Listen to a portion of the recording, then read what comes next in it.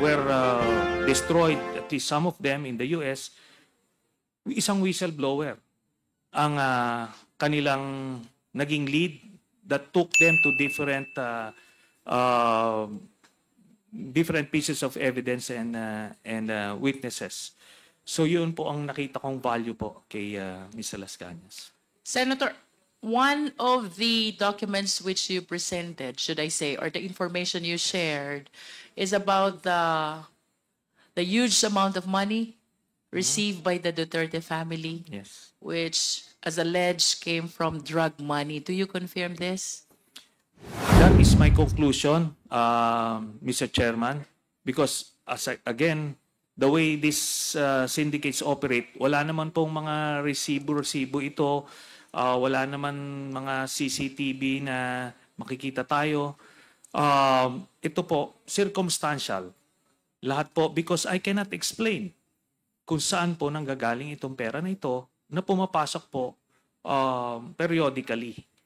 Yun po, Mr. Chairman. Senator, do you have any pending case against the Dutertes pertaining to this information about the bank deposits? Meron po. I included that doon po sa aking plunder case na final way back in 2016. And as I mentioned, because of this plunder case that I filed in 2016, yun po ang naging basis ng overall Deputy Ombudsman then to request from the AMLAC documents, and that led him to issue that statement that the contents of the documents that I had are similar to the documents they got.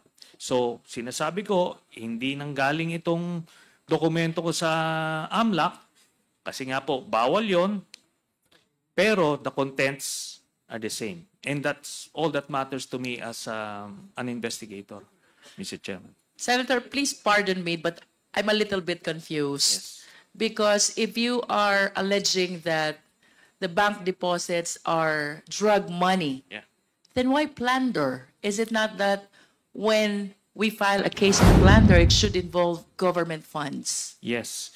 Yun nga po yung sinasabi ko. Back in 2016, we were stuck in this paradigm na hindi siya involved sa illegal drugs.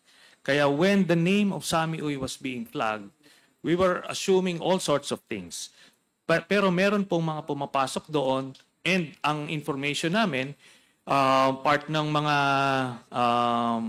ginagamit na pera ni Mr. Duterte sa Davao is yung peace and order funds niya, which run into, at that time, around 730 million pesos per year. So similar to the pattern or what is used by the Vice President now. So meron silang ganong pondo. So that was the early assumption based on the existing paradigm at that time. Pero nung lumabas na si Mr. Sammy Uy ay involved pala sa illegal drugs as mentioned by Mr. Las Cañas, then it shifted. We revisited the bank accounts and concluded that these are drug money.